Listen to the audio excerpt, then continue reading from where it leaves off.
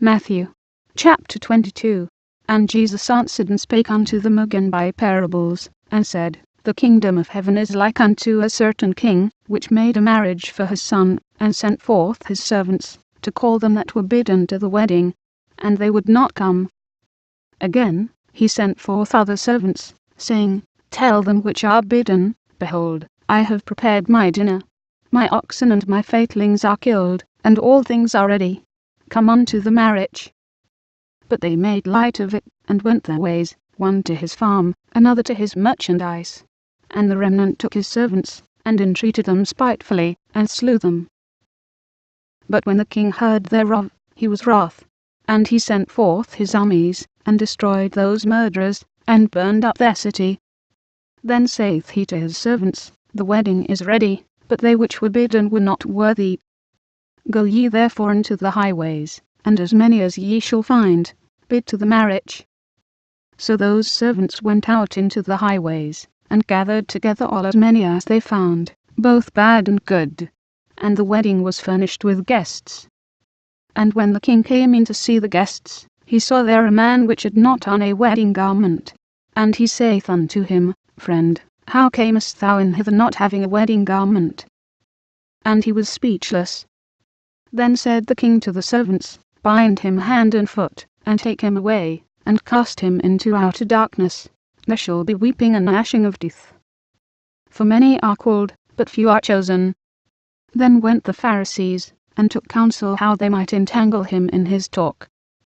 And they sent out unto him their disciples with the Herodians, saying, Master, we know that thou art true, and teachest the way of God in truth, neither carest thou for any man.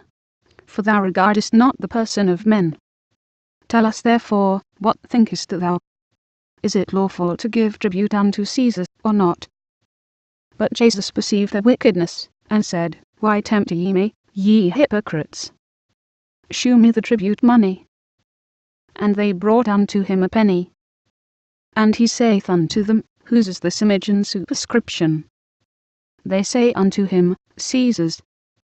Then saith he unto them, Render therefore unto Caesar the things which are Caesar's, and unto God the things that are God's. When they had heard these words, they marveled, and left him, and went their way.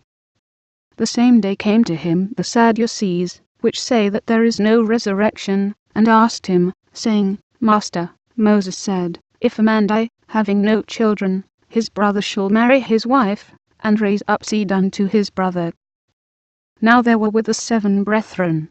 And the first, when he had married a wife, deceased, and, having no issue, left his wife unto his brother. Likewise the second also, and the third, unto the 7th. And last of all the woman died also. Therefore in the resurrection whose wife shall she be of the 7? For they all had her.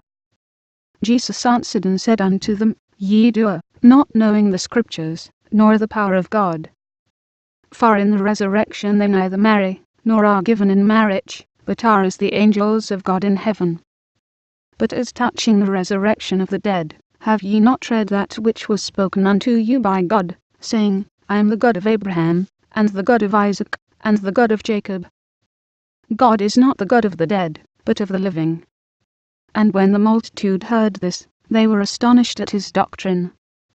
But when the Pharisees had heard that he had put the Sadducees to silence, they were gathered together.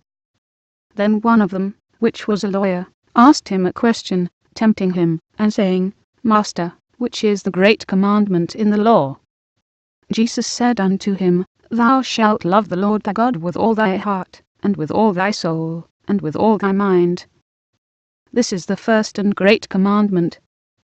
And the second is like unto it, Thou shalt love thy neighbor as thyself. On these 2 commandments hang all the law and the prophets. While the Pharisees were gathered together, Jesus asked them, saying, What think ye of Christ? Whose son is he? They say unto him, The son of David. He saith unto them, How then doth David in spirit call him Lord, saying, The Lord said unto my Lord, Sit thou on my right hand, till I make thine enemies thy footstool.